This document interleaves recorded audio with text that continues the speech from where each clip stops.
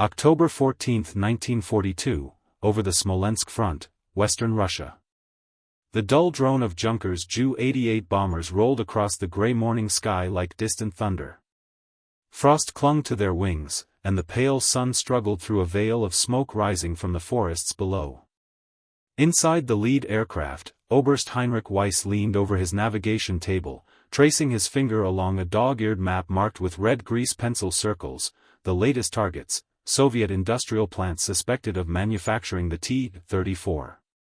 Target coordinates confirmed, his radioman shouted over the engine noise. Kolomna Factory District, secondary foundries west of Moscow. Weiss gave a curt nod. Luftwaffe 2 is already hammering the first grid. We'll finish what's left. The bombardier adjusted his scope as the formation descended through the cloud cover. Below, scattered fires burned amid half-buried ruins. From this altitude, the Soviet industrial zones looked like carcasses of dead beasts, smoldering, silent, lifeless. And yet, the tanks kept coming. Weiss had seen them firsthand on the Eastern Front. Entire panzer columns stalled as Soviet armor emerged from fog and snow, new, freshly painted T-34s with their distinctive sloped armor glinting under the winter sun. Intelligence officers had sworn the factories were gone, flattened by months of bombing. But somehow, the Soviets were not just replacing their losses, they were expanding. Now, as the bomb bay doors yawned open, Weiss couldn't shake the unease that gnawed at him. "How many more of these damn things can they build?" he muttered. The bombs fell, whistling through the cold air before slamming into the ground below. Massive plumes of dirt and concrete erupted, swallowing the remnants of what had once been a machinery plant. The crew cheered as the target disappeared beneath smoke and flame. But Weiss didn't celebrate. A week later, reconnaissance flights over the same sector brought confusion. Photos showed no new construction, no movement, no rebuilding. Yet days after the raids, German panzer crews reported fighting brand new Soviet tanks near Kaluga, hundreds of kilometers from the nearest surviving production facility. The reports made no sense. Inside the Luftwaffe's intelligence offices in Smolensk, officers gathered around the photos. "They've rebuilt faster than possible," one said. "It's impossible to replace that much heavy machinery in this time frame." Unless, Weiss interjected quietly, they never stopped. The room went still. He pointed to the shadowed edges of the reconnaissance photos, stretches of rocky ground leading toward the eastern forests. "Look at the terrain. No bomb craters, no construction scars. If the factories aren't here, then where the hell are they?" another officer finished. October 14, 1942, over the Smolensk front, western Russia. The dull drone of Junkers Ju-88 bombers rolled across the gray morning sky like distant thunder. Frost clung to their wings, and the pale sun struggled through a veil of smoke rising from the forests below. Inside the lead aircraft, Oberst Heinrich Weiss leaned over his navigation table, tracing his finger along a dog-eared map marked with red grease pencil circles, the latest targets, Soviet industrial plants suspected of manufacturing the T-34. Target coordinates confirmed, his radioman shouted over the engine noise. Kolomna Factory District, secondary foundries west of Moscow. Weiss gave a curt nod. Luftwaffe 2 is already hammering the first grid. We'll finish what's left. The bombardier adjusted his scope as the formation descended through the cloud cover. Below, scattered fires burned amid half-buried ruins. From this altitude, the Soviet industrial zones looked like carcasses of dead beasts, smoldering, silent, lifeless. And yet, the tanks kept coming. Weiss had seen them firsthand on the Eastern Front. Entire panzer columns stalled as Soviet armor emerged from fog and snow, new, freshly painted T-34s with their distinctive sloped armor glinting under the winter sun. Intelligence officers had sworn the factories were gone, flattened by months of bombing. But somehow, the Soviets were not just replacing their losses, they were expanding. Now, as the bomb bay doors yawned open, Weiss couldn't shake the unease that gnawed at him. "How many more of these damn things can they build?" he muttered. The bombs fell, whistling through the cold air before slamming into the ground below. Massive plumes of dirt and concrete erupted, swallowing the remnants of what had once been a machinery plant. The crew cheered as the target disappeared beneath smoke and flame. But Weiss didn't celebrate. A week later, reconnaissance flights over the same sector brought confusion. Photos showed no new construction, no movement, no rebuilding.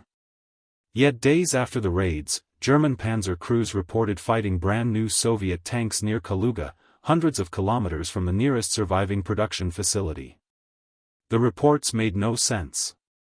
Inside the Luftwaffe's intelligence offices in Smolensk, officers gathered around the photos. "They've rebuilt faster than possible," one said. "It's impossible to replace that much heavy machinery in this time frame." Unless, Weiss interjected quietly, "they never stopped." The room went still. He pointed to the shadowed edges of the reconnaissance photos, stretches of rocky ground leading toward the eastern forests. "Look at the terrain. No bomb craters, no construction scars. If the factories aren't here, then where the hell are they?" another officer finished. Weeks later, as German forces pushed toward the Volga, their reports grew stranger. Factories that had been destroyed reappeared elsewhere. Trains filled with dismantled lathes, presses, and furnaces vanished into the vastness of Russia, never to be seen again.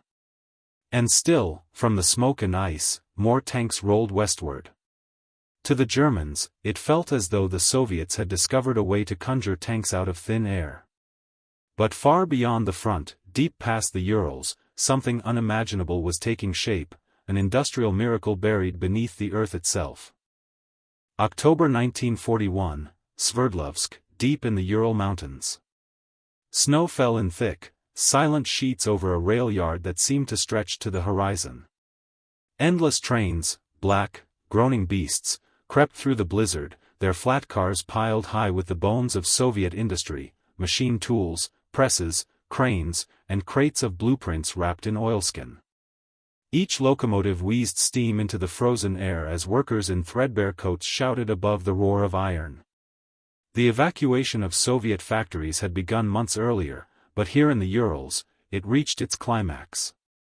Nearly 1,500 major industrial enterprises, entire production lines, were being uprooted from Ukraine, Belarus, and the western regions and sent east. The orders had come directly from Stalin himself. When the Germans approached Moscow, he declared, "We will not surrender a single machine to the enemy." So the people obeyed. Men, women, and even schoolchildren were pressed into the effort. Factories that had stood for decades were torn apart in days. Steam hammers were unbolted from their mounts, entire foundries were loaded onto rail cars piece by piece. The Luftwaffe's bombs had turned the western cities into rubble, but the Soviet response was pure defiance. They would simply move their war industry beyond reach. In Sverdlovsk, the night echoed with clanging metal and shouted orders. Young engineer Larissa Morozova, barely 23, directed a crew unloading crates from the front. Her breath came in white clouds as she checked off serial numbers by lantern light. Each box contained critical components from the Kharkov locomotive works, once the beating heart of T-34 production, now dismantled and fleeing east. "Careful with those," she called. "That gearbox weighs more than your life's worth." Her men laughed weakly, half frozen and hungry, but they obeyed. They worked in shifts around the clock, because every hour counted. The German army believed the Soviet war machine was finished, its factories bombed, its supply lines shattered. Yet here, in this frozen wilderness, thousands of miles from the front, the USSR was being reborn. Beyond the mountains, massive steel hangars and tunnels were being carved directly into the rock. Engineers and miners worked side by side under the glow of acetylene lamps, transforming caves into assembly halls. Sparks flew from cutting torches, echoing like gunfire in the dark. Inside one such site, Colonel Ivan Sazonov of the NKVD watched as a team of workers installed overhead cranes along a newly poured concrete ceiling. "You understand what this means, comrade," he said to the plant director beside him. "They can bomb the skies all they like. We'll build our tanks beneath their feet." The director, an old machinist with grease-stained hands, nodded grimly. "Then let's give them nightmares, Colonel." By winter's end, production lines were reassembled underground in a labyrinth of tunnels stretching for miles. Boilers, lathes, and casting furnaces thundered again, hidden under hundreds of feet of stone. The ground trembled not from bombs, but from the heartbeat of a new industrial empire. Meanwhile, German intelligence grew increasingly desperate. Luftwaffe recon pilots reported entire regions stripped bare, cities where rail lines simply ended in the wilderness, or where smoke rose from forested valleys without any visible source. When intercepted radio chatter hinted at Tankograd, Hitler's analysts laughed it off as a Soviet bluff. But the laughter wouldn't last. Because deep below the Urals, in secret factories lit by 1,000 arc lamps, the first T-34s of the underground age were already rumbling to life. Their engines echoed like thunder in the dark. March 1942, Chelyabinsk, Ural Mountains. The wind howled over a landscape of frozen steel and smoke. Chelyabinsk, once an ordinary industrial town, had become something else entirely, a secret city the world would later call Tankograd. On the surface, it looked like a wasteland of scaffolding, smokestacks, and endless railcars. But below ground, in a web of reinforced tunnels and chambers stretching for miles, a miracle of wartime industry was underway. Inside one of these subterranean caverns, the air shimmered with heat. Molten steel flowed from massive crucibles, casting an orange glow on the faces of men and women who hadn't seen sunlight in days. Sparks rained down as welding torches carved armor plates into shape. The rhythmic pounding of hydraulic presses echoed through the rock like artillery. Every sound, every vibration, was part of the Soviet heartbeat that refused to die. Engineer Larissa Morozova, her face streaked with grime, watched as the first completed T-34 rolled off the underground assembly line. Its armor still glistened from the forge, paint not yet dry, the red star freshly stenciled on its turret. Around her, workers cheered, some cried. The machine was more than steel, it was survival. Colonel Ivan Sazonov stood beside her, arms folded. "That makes number 30 for the week," he said, voice echoing off the concrete walls. 30 tanks the Germans will never believe exist." Larissa smiled faintly, exhaustion in her eyes. "They think they've burned us to ashes," she said. "Let them. We'll rise from beneath their bombs." Above ground, German reconnaissance aircraft circled in confusion. Their cameras captured nothing but frozen plains, forests, and the occasional plume of harmless factory smoke meant to deceive them. Every time the Luftwaffe tried to bomb a target, it struck an empty decoy. Meanwhile, deep below, Soviet workers toiled night and day, 12, sometimes 16 hours straight, under lantern light. The conditions were brutal. The air was thick with soot and oil vapor. Heat from the furnaces made the tunnels stifling, even in the dead of winter. Meals were meager, black bread, cabbage soup, sometimes only boiled water. But no one complained. The workers knew what was at stake. Every tank completed meant another chance to halt the German advance. Across the tunnel complex, inspectors shouted orders, hammers rang, and locomotives thundered through underground rail tunnels delivering components. In one hall, machinists assembled V-2 diesel engines by the hundreds. In another, teams fitted tracks and turrets while NKVD officers kept watch. Secrecy was absolute. A poster on the wall read, "For the motherland, for Stalin, for victory." By mid-1942, Tankograd's output surpassed even the most optimistic expectations. Entire brigades of tanks were rolling westward again, shipped by train through the night, covered with tarps and guarded by soldiers. German commanders at the front began to notice the change. At the Battle of Rzhev, panzer divisions reported facing waves of new T-34s, faster, tougher, seemingly endless. One officer wrote in disbelief, "We destroy them, and more appear the next morning. The Russians have an ocean of tanks." The myth of invincibility that once surrounded the Wehrmacht began to crack. For every tank the Germans burned, 3 more seemed to take its place. In Berlin, High Command demanded answers. Intelligence officers scoured aerial photos, intercepted radio traffic, and interrogated prisoners. But the truth, that thousands of tanks were being forged deep underground, sounded too absurd to believe. "Impossible," one Luftwaffe general declared. "Factories cannot operate under mountains." And yet, as Soviet offensives surged westward through the snow, the evidence rolled toward them on steel tracks, gun barrels glinting through the smoke. Tankograd had become the invisible engine of Soviet resistance, a city of fire and iron, buried in stone, where workers and soldiers alike forged the nightmare that now haunted every German tanker on the front. July 1942, German High Command, Rassenburg, East Prussia. Rain lashed against the wooden walls of the Wolf's Lair. The map room smelled of tobacco smoke and damp wool as officers crowded around a massive table covered in battle charts. Thin red strings stretched across the front lines from Smolensk to the Volga, each one marking another grinding advance toward the heart of Russia. Yet for all their victories, something was wrong. "Explain this," General Franz Halder demanded, slamming a folder onto the table. "We bombed Kharkov in March. We destroyed Gorky in May. And still," he jabbed a finger toward the latest intelligence report, "they're producing tanks faster than before."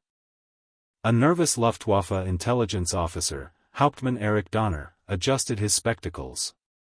"Sir, reconnaissance over the Urals remains inconclusive. Our aircraft cannot penetrate that deep without refueling, and the Soviets have elaborate camouflage." "Camouflage?" Halder snapped. "You're telling me they've hidden entire factories?" "Not hidden," Donner said quietly, flipping open a folder of grainy aerial photographs. "Buried." He pointed to a series of images showing long, dark ridges near Chelyabinsk, faint lines of smoke, and heavy rail activity, but no visible industrial sites. "We believe these are exhaust vents, possibly from underground facilities. Satellite imagery doesn't exist, so this is all we have." The room fell silent except for the crackle of a fireplace. General Jeschneck of the Luftwaffe leaned forward, incredulous. "Factories underground? That's madness. You'd suffocate the workers, melt your wiring, collapse your roofs. It's impossible." Donner hesitated. "Respectfully, sir, the Soviets are doing the impossible." He laid down another photo, this one from a reconnaissance flight over the Volga. "Our sources report entire machine lines dismantled and shipped east by rail before we could strike them. Production didn't stop. It simply moved." Hitler's shadow fell across the table. He had been silent until now, pacing in the corner with his hands clasped behind his back. "Moved where?" he demanded. "Into the mountains, Mein Führer," Donner said. "Beneath them, perhaps." Hitler stared at the map, his eyes narrowing. "So, while we bleed the Wehrmacht dry outside Stalingrad, the Russians build their tanks in caves?" "Not caves," Donner murmured. "Cities." A low murmur spread through the officers. Some scoffed. Others exchanged uneasy glances. Reports from the front only deepened the mystery. German panzer commanders described encounters with entire Soviet tank battalions that seemed to materialize overnight. The tanks were new, their weld seams clean, their engines fresh, their crews well trained. It was as though an unseen hand was feeding the Red Army an endless supply of armor.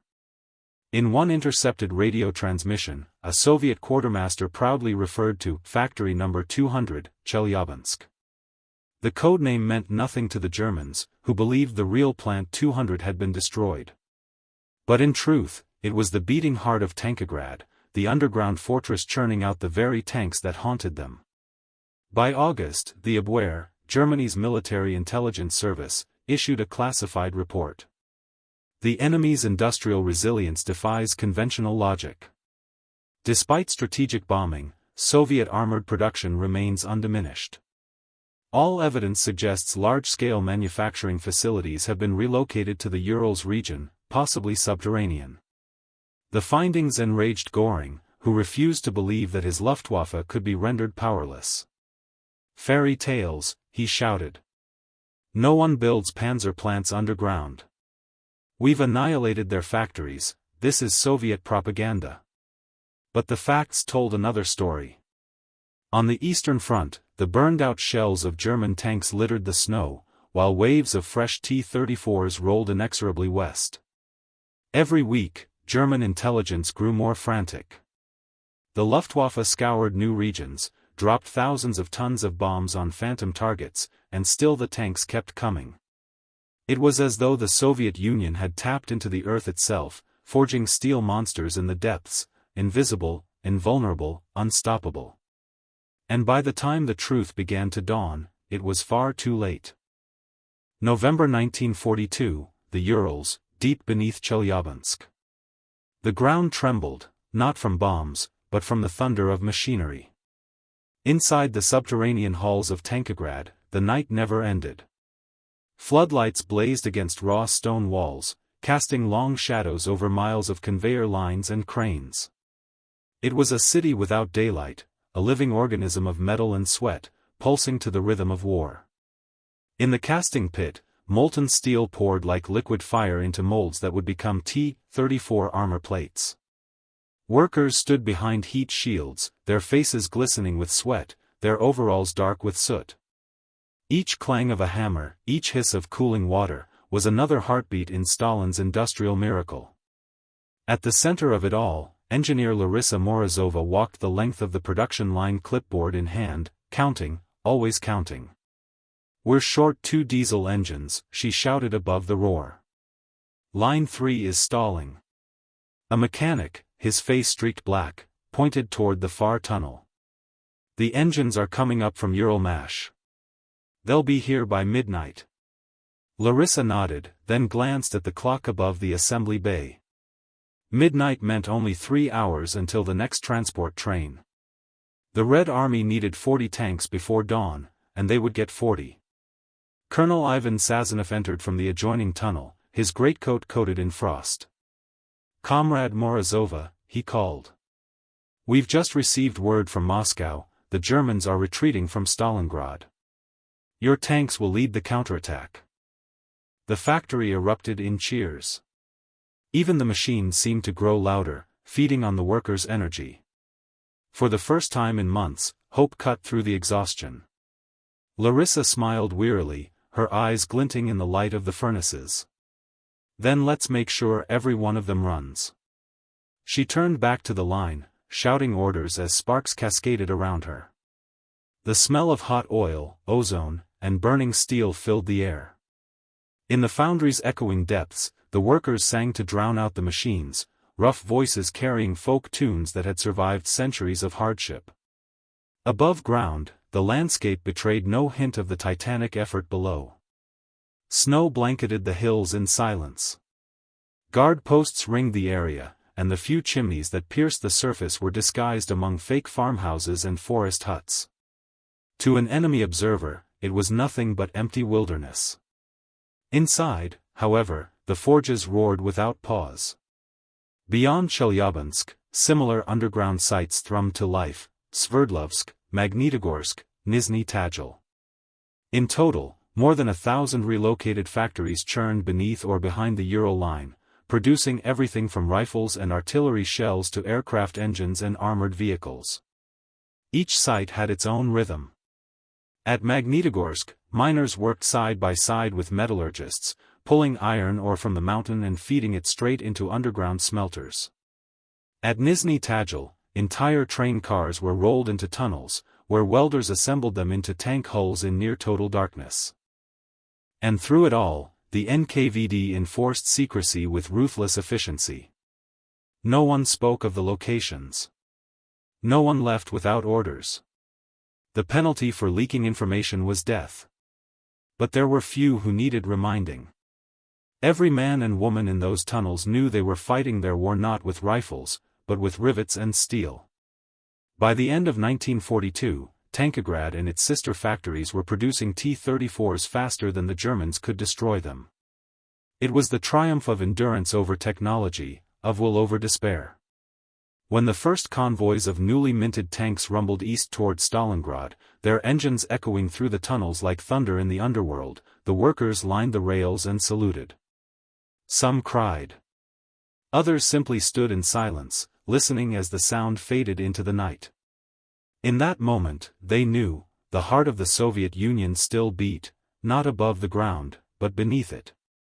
And in Berlin, German intelligence still couldn't comprehend how the Red Army's supply of armor had not only survived the Blitzkrieg, but multiplied. The truth was buried deep in the Urals, sealed in darkness, protected by the earth itself. January 1943, the steppe outside Stalingrad. A howling wind swept across the frozen plains, carrying with it the groans of shattered armor and the faint echo of distant artillery. The battlefield was a graveyard, burned-out hulks of panzers and trucks half buried in snow, their steel twisted by explosions. Smoke coiled into the low gray sky, drifting over fields littered with helmets, shell casings, and silence. Through the blizzard came a new sound, low, rhythmic, growing louder. Engines. German sentries on the outskirts of the pocket strained their ears, their breath freezing in the air. At first, they thought it was the familiar rumble of their own reinforcements. But then the silhouettes emerged from the haze, blunt-nosed, angular shapes cutting through the snow, T-34s. Dozens of them. Fresh paint. New treads. Red stars blazing on their turrets. Lieutenant Franz Becker, commander of a Panzer III, lowered his binoculars in disbelief. "Impossible," he whispered. "They can't have that many left." His gunner looked up from the sight. "But we destroyed their factories, sir." Becker said nothing. He knew what every German tanker was thinking. Months of bombing, weeks of fighting, all for nothing. The Soviets had conjured a new armored army from thin air. But there was nothing supernatural about it. The truth lay hundreds of miles away, buried deep beneath the Ural Mountains, where the forges of Tankograd had worked without rest. While the Luftwaffe rained bombs on ashes and decoys, real tanks were being birthed in darkness, forged from the blood and will of a nation that refused to die. The counteroffensive struck like a hammer. The German Sixth Army, already starving and cut off, now faced an iron tide. The T-34s swept forward with terrifying precision, their engines roaring over the snow. Soviet infantry rode on their hulls, rifles clutched tight, faces masked by frost. Anti-tank shells bounced off the T-34's sloped armor, while their 76mm guns tore through German lines. Within hours, the encirclement was complete. At Rassenburg, Hitler's War Council listened in stunned silence as the reports arrived. New Soviet armor divisions at Stalingrad, at least 500 tanks, all newly produced, Red I transmission. Source of manufacture, unknown. General Zeitzler slammed the table. Unknown? You mean undestroyed? Luftwaffe officers scrambled to verify. We've scouted every major factory west of the Urals, one insisted. Nothing remains but ruins. But the evidence was undeniable.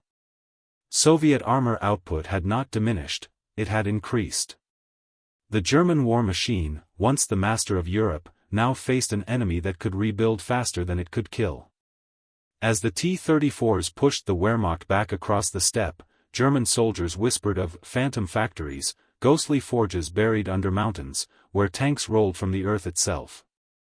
Some claimed to have seen trains emerging from tunnels at night, carrying armor that gleamed as if born from fire.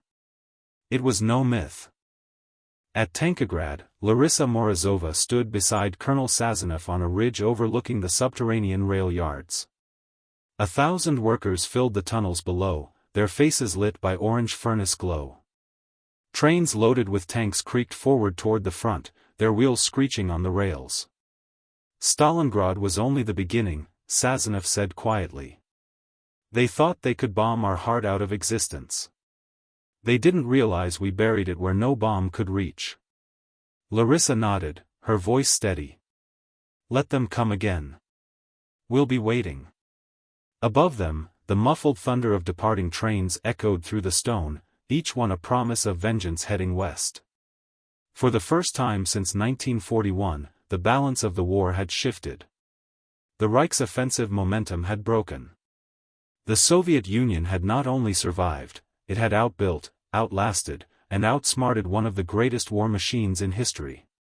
And as German officers pored over their maps, trying to make sense of an enemy that refused to die, one phrase appeared again and again in intelligence summaries. Tanks appearing as if from nowhere.